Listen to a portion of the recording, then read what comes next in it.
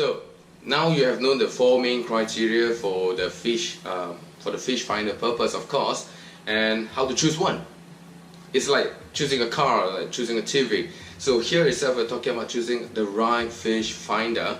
There are three criteria that I've set it to myself. Number one is the power. Number two is the beam. Number three is the frequency. So let me go into one by one on this. It's gonna take a bit of a while, so I'm gonna go out of the context to make you understand more. Number one, we're talking about power.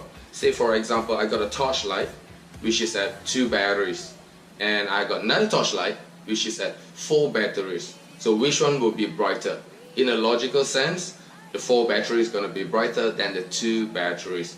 So in this case, we're talking about the power of the transducer of your fish finder to shoot down. How deep it actually can shoot down, what is the power that it actually can shoot down. The stronger it is, the brighter it's going to shine on the seabed or the waterbed. So number two is basically the beam angle. So if the beam angle, it could be narrow like this, which you have a small radius at the bottom, and you got a wide angle. So of course there are pro and con to the narrow as well as the wide angle. So basically it's like this. Come back to the torchlight again. We are using the same torchlight, 4 batteries each. Right? That's two torchlight here. So one is actually the zoom in version, which you can see across the river or the wall. You can see a very small zone in, but it's very bright. It's very bright. Okay. On the other hand, which is the wide angle, is you get a wider radius, but the difference is that it's bright enough. That's it. It's just bright enough. So in relation to the fish finder, the narrow angle is going to get you a lot more detail. So we're talking about structures, we're talking about the sunken shipwreck, we're talking about woods, we're talking about some timber or even grasses.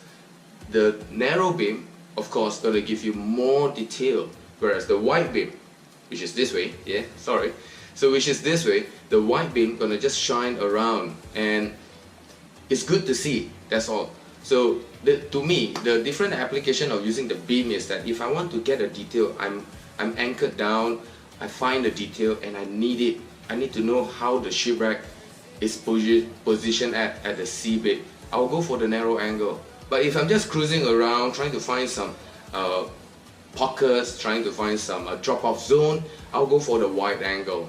So it makes me easier to find. As soon as I find the wide angle, as soon as I find the drop-off, as I find my structure, then I will go into the narrow beam to get more details on what is it down there. And point number 3 is actually the frequency. So in terms of frequency, it's actually from the water surface to the waterbed. It's actually like a ping pong. It keeps on reflecting and it's giving you signal of what is down there. So in this case, it's basically the frequency. How often does it need to scan, or is it a slow scan? Alright. Now imagine this: if I'm holding a high-speed machine gun and I'm going to go into a room and start shooting, simply shoot, so forth, and of course whatever near to me, all will be targeted, all will be shot.